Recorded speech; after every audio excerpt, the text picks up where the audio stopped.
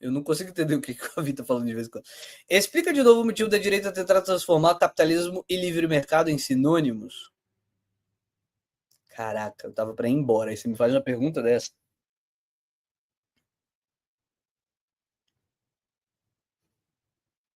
Ó, eu faria uma aproximação de dizer o seguinte: até o século XX, quando ascendeu o fascismo acende de uma maneira muito óbvia. Então, eu vou mostrar de novo para vocês, tá? Vou mostrar o Nietzsche aqui para não deixar mentir. Então, deixa eu colocar o Nietzsche. Além do bem e do mal. Vou mostrar de novo, porque aí o pessoal fala: ah, mas aí você tem que repetir. A gente repete. O Ian tá certo, tem que repetir 500 vezes. Né? Porque a pessoa chega no novo vídeo na cruz. Certo? Eu vou mostrar para vocês o que Nietzsche tem a ver com fascismo. Vou explicar aqui, ó, bem claramente. Ó. Bem claramente. Tá? Bem claramente. Certo? Isso aqui é um trecho do Além do Bem e do Mal, que está escrito assim: ó, os homens modernos, com sua indiferença por toda a nomenclatura cristã, não se ressentem mais do superlativamente horrível.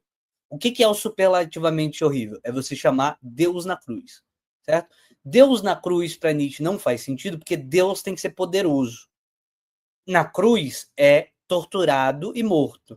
Como é que é um Deus torturado e morto? Como é que é um Deus e ao mesmo tempo é fraco? Como é que é um Deus e é vítima, certo? Então não pode fazer o elogio da vitimização, certo? O elogio da vitimização, Nietzsche está dizendo, isso é um problema. Então ele está dizendo assim, ó, os homens modernos, com sua diferença por toda a nomenclatura cristã, não se ressentem, ou seja, eles não se incomodam mais do que não se ressentem mais do superlativamente horrível. Esse absurdo, ele está dizendo, que para o gosto dos antigos se encerrava no paradoxo da fórmula, Deus na cruz. Como é que tem um Deus que está na cruz? E ele está dizendo, era para isso chamar atenção, não é para fazer o elogio do sofrimento. Aí ele diz, mas em nenhum outro lugar se encontrou até agora tamanha ousadia na inversão de ideias. Nada de tão terrível, ó, mais absurdo do mundo é você fazer o elogio do sofrimento, é isso que ele está dizendo. De tão interrogativo e de discutível como aquela forma. Prometia uma revolução total. Ele é contra-revolucionário, não é Nietzsche? Então o que ele está falando? Ele está falando assim, ó, esse negócio de fazer o elogio do sofrimento prometia uma revolução total. Por quê? Porque quem está na base da pirâmide social sofre. Quem é escravizado sofre. Quem é pobre sofre. Quem é excluído sofre. E veio a Igreja Católica, primeiro a religião cristã, simplesmente os signos de identidade mesmo, Deus na cruz, que é uma propaganda, que ele diz, é uma moral do escravo. Por que é uma moral do escravo? Porque é a moral de que o sofrimento é bom. Então, se você é pobre, calma, os últimos serão os primeiros. Se você é fudido, se você recebe preconceito em casa, se seu pai te zoa, se você é um bosta na sociedade, se você é um ferrado, que bom. Deus também sofreu, calma. Certo? É isso que é a moral do escravo para Nietzsche. Então, ó, ele diz, prometia uma revolução total de todos os valores antigos. Aí ele fala, é o Oriente, porque o cristianismo vem do Oriente Médio, o profundo Oriente, o escravo oriental, que assim se vinga de Roma. Como assim se vinga de Roma? Porque, embora o Oriente tenha sido, o Oriente Médio tenha sido tomada naquela faixa que é chamada de Levante, o Levante foi derrotado, foi humilhado, virou escravo, virou servo, mas disseminou nas bases culturais de Roma uma moral do escravo, do derrotado. Essa moral é tão broxa, essa moral do derrotado é tão broxa, que Roma cai por causa dela. É isso que Nietzsche está dizendo. Então, veja, eu fui derrotado, mas eu espalhei a minha cultura dentro da sua sociedade até que a sua sociedade caiu. É a minha vingança, diz Nietzsche, a respeito do cristianismo se espalhando por Roma. Então, ó, é o Oriente, o profundo Oriente, o escravo oriental, que assim se vinga de Roma e de sua tolerância aristocrática. Ou seja, sabe por que você é fraco? Porque você tolerou o desenvolvimento do cristianismo. Você tolerou a moral do escravo se espalhar. Você não pode tolerar a moral dos escravos se espalhando dentro da sociedade. É isso que Nietzsche está dizendo. Então, veja, uma tolerância aristocrática. Ai, como eu sou superior, tu tem que tolerar, não, tinha que esmagar, está dizendo Nietzsche. Então, ó, tolerância aristocrática e frívola, do catolicismo, entre aspas, romano, da inficredulidade. E sempre foi assim. não em termos de fé, mas de liberdade da fé. A indiferença estoica. O estoico, ele se acha que ele não tem, não, ele tinha que ir lá e brigar. E sorridente contra a serenidade da fé. Então você ficou indiferente, se espalhou. Veja só como é que isso encantavelmente parece com o nazismo, né? Você deixou se espalhar por debaixo da população, enfraquecendo a comunidade. Então você, com a sua indiferença estoica, não pode ser indiferente estoico. Tem que ir lá e ganhar. E ativamente. É exatamente o que o Olavo pregava, porra! Quando ele falava assim do desenvolvimento do né? Havendo o espalhar da cultura que respeita os homossexuais, não, vocês têm que ir lá e brigar, dizia o Olavo. Você não pode ficar indiferente a isso, não, cada um com seu cada qual, etc. Isso é fraqueza liberal, dizem os fascistas. Isso é fraqueza liberal, que ele está chamando de diferença estoica aqui. É fraqueza liberal, não, a cada um do jeito que quer, não, cada um, caramba, você tem que ir lá e suprimir, porque senão vai transformar a sociedade toda em doente. É o mesmo papo do Olavo. É o mesmo papo do Olavo. Então, contra a serenidade da fé, que suscitou o desdém dos escravos contra seus senhores, que os lançou em rebelião contra eles. Então, você tem que suprimir. Você não pode ser indiferente, igual os liberais são. Não, o cara pode ser dessa religião, da outra, e faz o que ele quiser, certo? Aí ele diz, com todas as letras, o liberalismo provoca o desdém, uma vez que o escravo deseja apenas o incondicionado. Ele compreende apenas o tirânico, ainda que na moral. Ame como ideia, sem gradações, mas até a última profundidade, até a dor, até a moléstia. Toda a sua grande miséria oculta rebela-se contra o gosto aristocrático, que parece negar a dor. Manter-se cético diante da dor, que no fundo é uma postura moral aristocrática, contribuiu grandemente para a grande insurreição dos escravos, certo? Começada com a Revolução Francesa. Aí, ó. A Revolução, então ele é contra a Revolução Francesa. Aí veja, Hitler gostava disso aqui. Aí vem a porra da escola de Frankfurt e escreve assim: não, o culpado é o iluminismo. É o exato oposto, porra.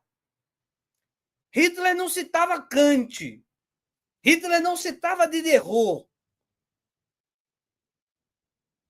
Hitler elogiava Nietzsche. Puta que pariu. Então, veja só. Então, assim, até o século XX, a extrema-direita era conservadora, violenta e antiliberal.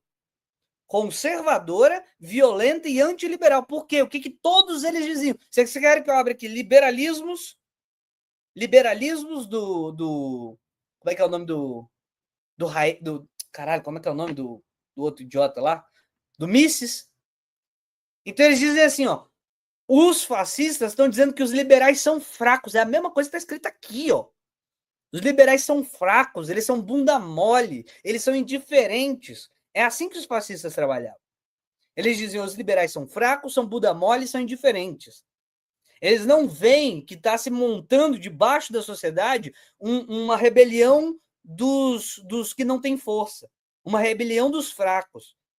Ele não está vendo. O liberal é sonso. O liberal acha que está acima do bem e do mal e não percebe que tem que agir contra a força de rebelião. Então, eles são contra a Revolução Francesa, contra a racionalidade, contra o aspecto de que o homem é racional, portanto, tem que governar as suas próprias coisas. Todo o fascismo, até Nietzsche, né? Até Nietzsche, antes do fascismo, inclusive moldando o fascismo, está dizendo o seguinte, olha, ruim é a razão. Ruim é ensinar para o pobre que ele tem capacidade racional, que ele pode agir politicamente, que ele tem que participar da política. Ruim é isso. E a gente tem que brigar clarissimamente contra isso, é Nietzsche dizendo. Isso é Nietzsche dizendo, acabou de ler. Tá? A gente acabou de ler. Só que o que aconteceu? Como a Segunda Guerra ela desmoralizou o fascismo, vocês entendem que a Segunda Guerra desmoralizou o fascismo? Então, pega mal. Pega mal pra caramba você dizer isso. Pega muito mal você dizer que você é a favor de uma estrutura forte, violenta, que elimina a insurreição dos escravos começada com a Revolução Francesa, tá? É assim que está escrito, seus moleques do caralho, é assim que está escrito no texto. Então, veja, como está escrito assim, e isso ficou muito feio. Os Estados Unidos os Estados Unidos tem documentário elogiando a Revolução Russa, certo? Todo mundo, gente, ficou contra o fascismo. Então, ser facho ficou feio em qualquer canto da terra. Ficou feio, certo? Até que veio o século XXI. Até que veio o século XXI. Aí, no século XXI, né, nesse século onde estamos, no início desse milênio, o fascismo está se reinventando. Como é que ele está se reinventando? Ele está dizendo o seguinte, olha só, qual é a sociedade mesmo dos poderosos? Falando tudo isso aqui que Nietzsche está falando a mesma coisa que Hitler falava, a mesma coisa. Mas qual é a diferença? A sociedade dos poderosos é a sociedade do extremo liberalismo.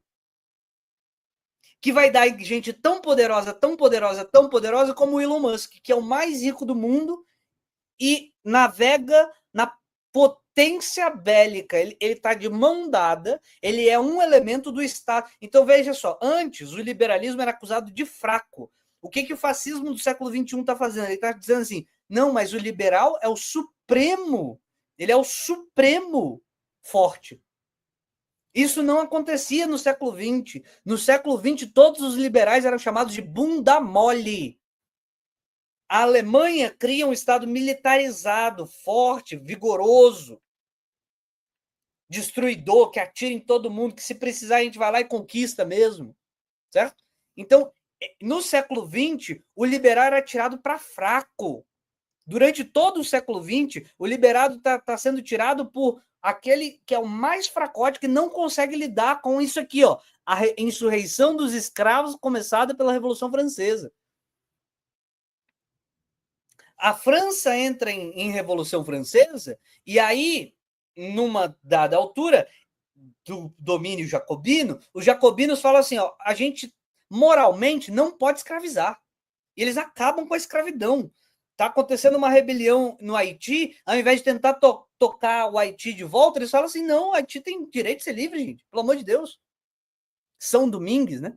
São Domingos tem direito de ser liberta. Já dizia o Rousseau, certo? Rousseau, iluminista.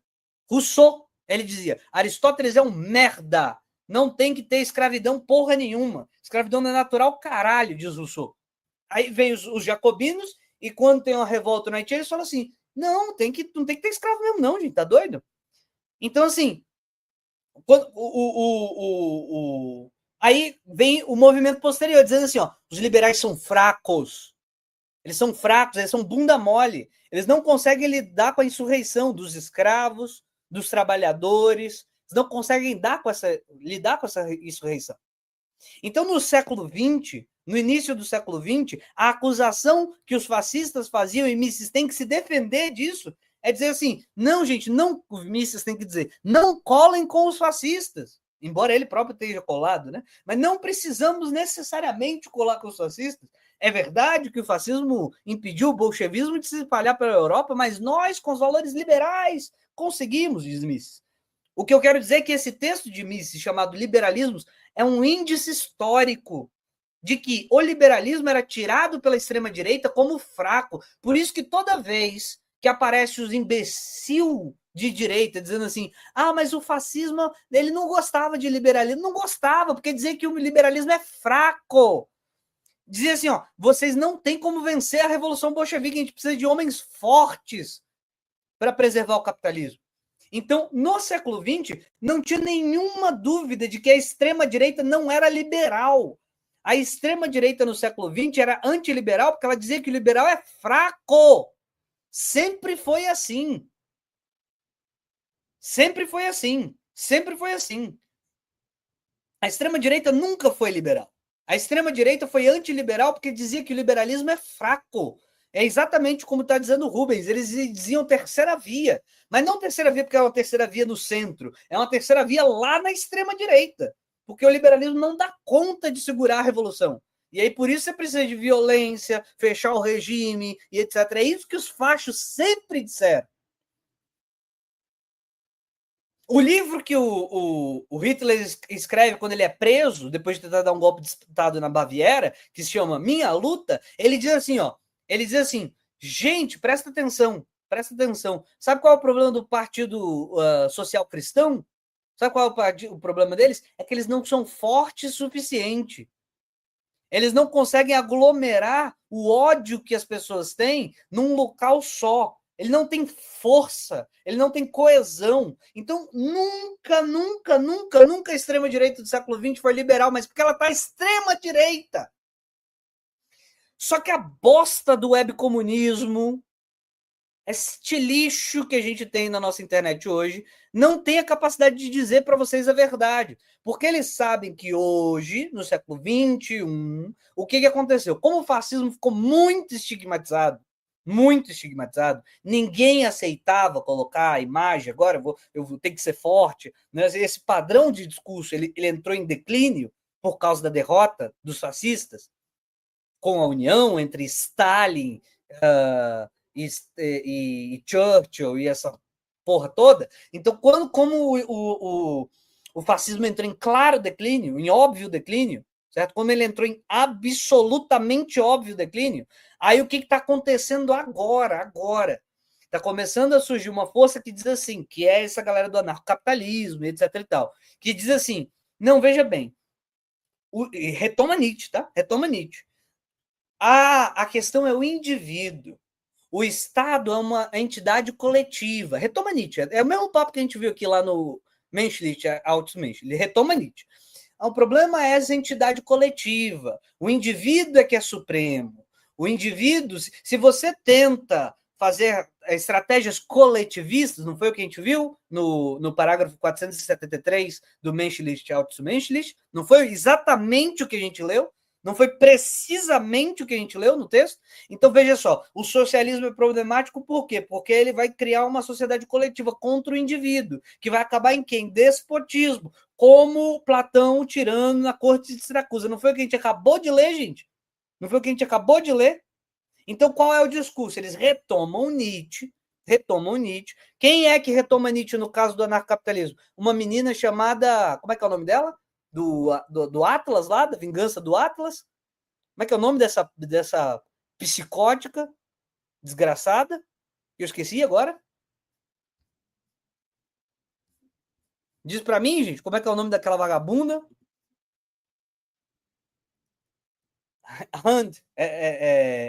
Ayn Rand. Ela retoma Nietzsche. Olha que legal. Ela retoma Nietzsche. Então, o Atlas, que não sei o quê, que o poder e pipipi, e aí a sociedade coletiva. Quem é que inspira essa vagabunda do caralho? Nietzsche.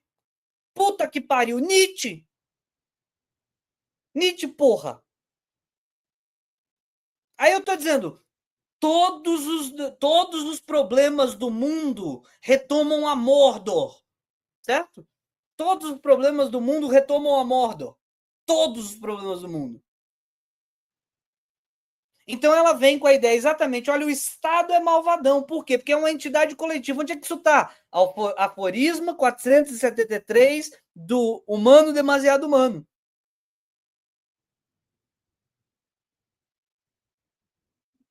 Isso, e ela é a base filosófica do anarcapitalismo. Ou seja, Mises é melhor que Nietzsche, entenderam? Vocês entendem isso? Mises é melhor do que Nietzsche, porra. Exatamente, Mises é melhor do que Nietzsche. Você vê onde é que é o buraco de merda onde a gente está enfiado. Vocês entenderem o buraco de merda onde a gente está enfiado. Certo? Mises é melhor do que Nietzsche. Pra você entender, é exatamente isso. É exatamente isso. Tipo assim, eu não estou dizendo que Mises é bom, estou dizendo que o discurso de Mises é menos reacionário do que o de Nietzsche. É isso que eu estou dizendo.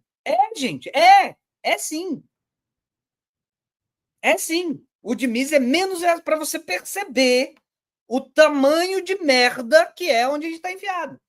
Então, a Ayn Rand recupera Nietzsche para fazer o elogio do indivíduo e de que o Estado malvadão e etc. Esta merda se espalha nos Estados Unidos. Esta merda se espalha pelos Estados Unidos e nos Estados Unidos vem essa onda libertária. O que é esse libertarianismo? Libertarianismo banhado na base de Ayn Rand, nietzscheana, banhada na base de Ayn Rand, é dizer assim, qual é o supremo da sociedade perfeita? O supremo da sociedade perfeita é uma sociedade não coletivista. Então, qual é o exemplo? Qual é o melhor lugar do mundo? Quanto menos Estado tiver, mais próximo a gente está na paz. E aí vai começar a nascer nos Estados Unidos especificamente. Eles falam que, não, escola austríaca é o caralho. São tudo baseado em autor americano. Nasceu esta merda do jeito que com a cara que tem é autor americano. É claro que quando você vai, igual a maçonaria, né? A maçonaria nasceu no século XVII, XVIII, mais ou menos. Aí fala assim, não, eu existo desde os faraós egípcios. Existe porra nenhuma maçonaria. Deixa de ser mentirosa. Então, é a mesma coisa que os libertários americanos falam. Não, a gente existe desde Mises, Não, não é não. Não é não. Não é porra nenhuma. Está criando uma tradição para trás. Então, começou a surgir nos Estados Unidos e se impor ao redor do mundo todo. Começou a se impor ao redor do mundo todo essa moral, essa ética de Ayn Rand, de que a questão é o indivíduo. A questão é o indivíduo. Com base nesta moral que está acontecendo, tem um movimento social acontecendo nos Estados Unidos. Tem um movimento social acontecendo nos Estados Unidos, que está acontecendo também na década de 70, lá na Inglaterra, lá no Reino Unido, que é o neoliberalismo. Que aí a Margaret Thatcher vai dizer assim, veja bem, não tem sociedade não existe, né? Aí você vê, caralho, sociedade não existe. É isso mesmo. Sociedade não existe. A Thatcher diz literalmente isso na década de 70. Sociedade não existe. E a gente tem uma formação nos Estados Unidos atual, tá? Tem uma sociedade nos Estados Unidos que começa a ter a força, começa a espalhar a força de uma nova camada de grandes ricos. Uma nova camada de grandes ricos. Tem a ver lá, desde do menino do computador, lá do Windows, e vai começar a surgir uma nova camada de grandes ricos. Essa nova camada de grandes ricos, ela é liberal em essência, tá?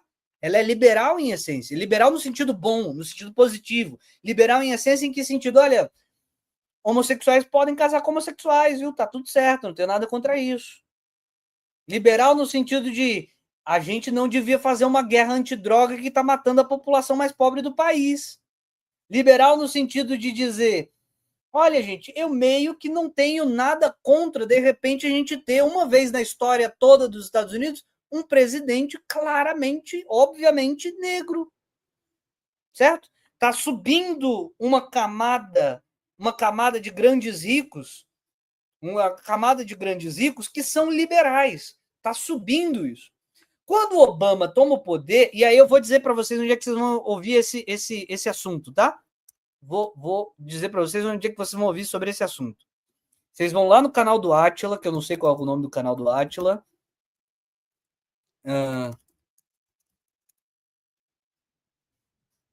É esse canal aqui, ó. Se chama Átila Yamarino, o canal do Átila, tá certo. Vocês vão lá e vão ver esse vídeo aqui, tá? Que explica essa porra toda, tá? 1h40 de vídeo, vocês vão assistir lá. Certo? Você vai... Cadê? Esse professor aqui chamado João Magalhães. Caralho. Propaganda.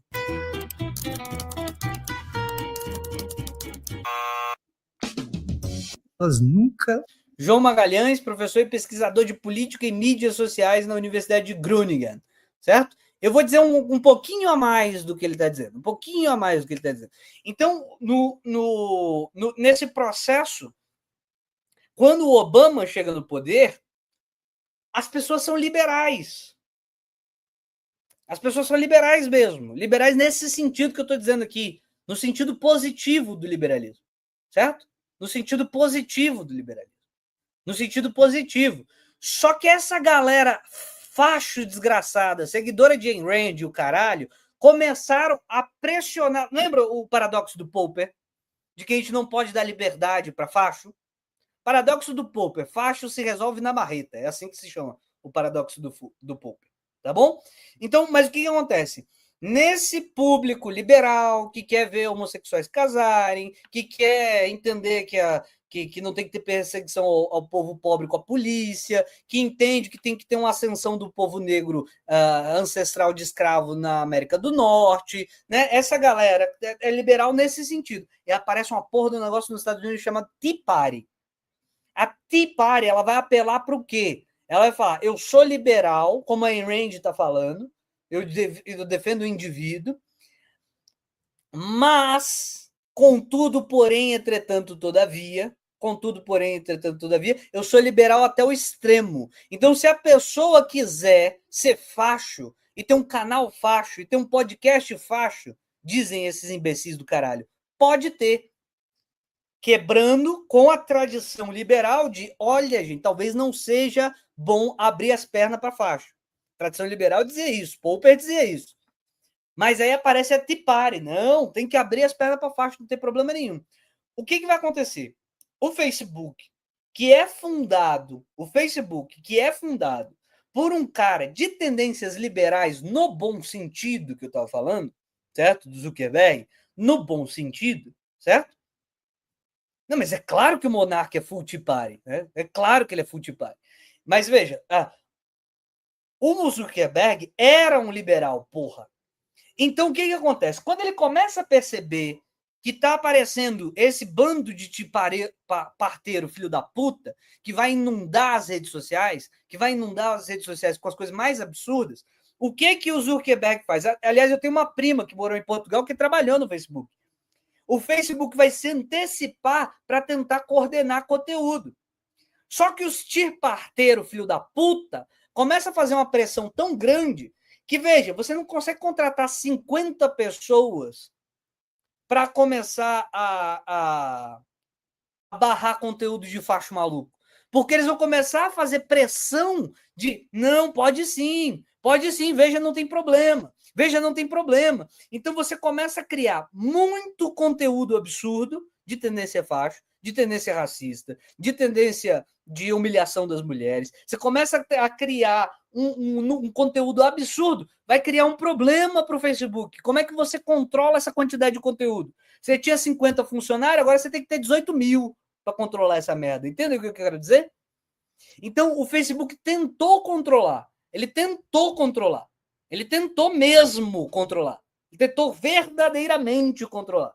Só que aí a porra da Tipari fica fazendo pressão para ficar jogando cada vez mais conteúdo. Cada vez mais conteúdo racista, cada vez mais conteúdo xenofóbico, cada vez mais conteúdo. O trabalho para fazer o controle disso, o Facebook não dá conta. E aí ele estava tentando fazer o controle para quê? Para que não precisasse ter lei controlando o Facebook. Esse era o objetivo do Facebook, enquanto instituição. A gente vai fazer o controle interno, a gente vai impedir o absurdo para que não tenha, em cada país do mundo, uma lei diferente bloqueando a gente, gerando problemas, inclusive, econômicos para a gente. Então, eu mesmo vou fazer o bloqueio, dizia o Facebook. Sabe o que o Trump dizia pro Zuckerberg? Dizia que ia prender o Zuckerberg, porra.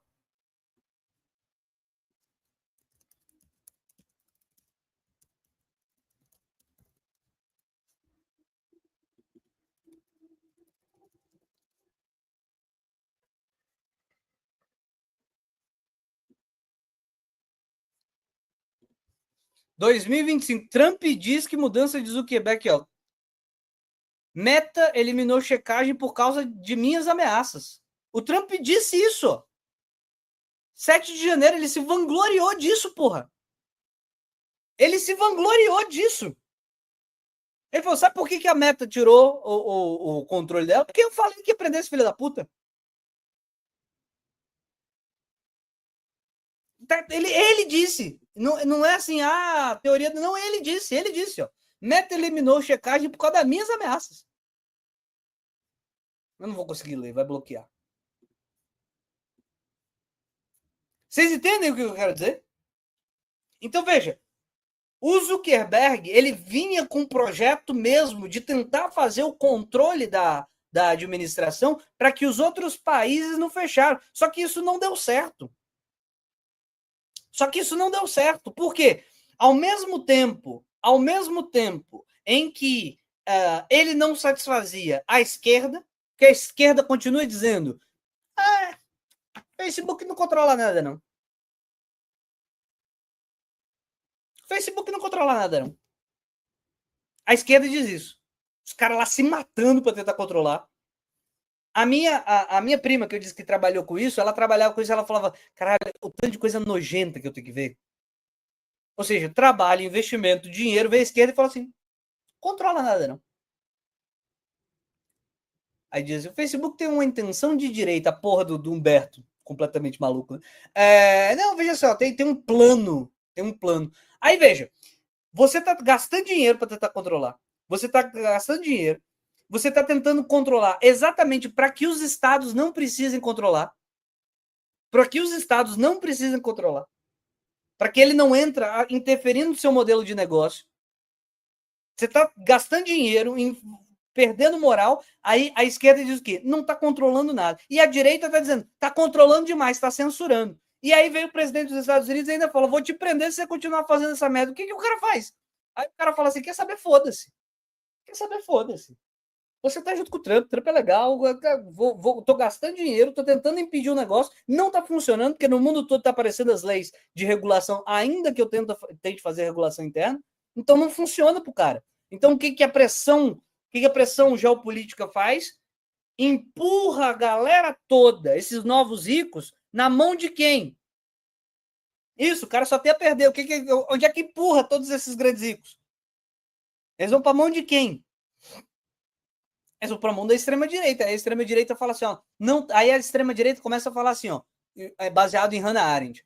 Se o Zuckerberg chegou, é porque ele é foda, pô. Então, o que vai acontecer? A gente começa a vivenciar na entrada dessa década, começa a existir um fascismo liberal, coisa que não existia no século XX, entendem? O fascismo nunca foi liberal. Só que começa a existir um fascismo liberal. A extrema-direita ela vai começar a dizer e o Musk é fodão, pô. Você consegue ver a transformação do Musk, você consegue ver dia a dia ele se tornando facho.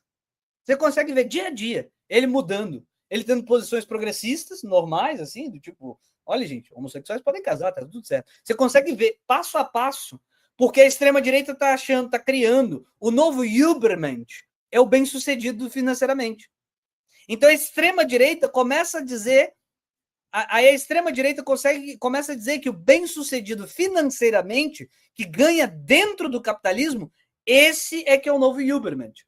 O que eles adotaram? Eles adotaram Ayn Rand. Eles adotaram Ayn Rand. Então, veja, por isso, Alexander, que capitalismo nunca foi sinônimo de livre mercado, porque o capitalismo ele vai se desenvolvendo junto com o Estado. E você pode ter um Estado autoritário capitalista. E você pode ter um Estado autoritário de livre mercado, que foi como aconteceu no Chile. Tendências de livre mercado dentro de um Estado autoritário. Mas você tinha estados autoritários, desenvolvedores da indústria, como foi a Inglaterra. A Inglaterra ela tem divisão de poderes internas, etc e tal, mas é ela que bomba a própria indústria para poder se tornar o império onde o sol não se põe. O processamento vai sendo intencional, eu vou apostar aqui, eu vou fazer certo. É isso que acontece no desenvolvimento do capitalismo. Então, o capitalismo não tem a ver com o livre mercado. Agora, no século XXI, está surgindo um fascismo dizendo que o forte ganha economicamente. Quanto mais coisa privatizada for, melhor. Isso é do século XXI. É no século XXI que essa palavra faz sucesso. É no século XXI que essa palavra faz sucesso. Que capitalismo vai se tornar livre mercado, uma coisa que não existe ainda, e quem sabe, quando o Musk for o dono de toda a comunicação que você tem, quando ele for o dono de todo o transporte do planeta, quem sabe aí não é capitalismo de verdade, né? Quem sabe? Porque, veja, deixa o pessoal competir, e os melhores ganham, os piores são engolidos. Então, só existe, certo? O cara me fez uma pergunta que me tirou 500 horas. E ainda apareceu duas outras.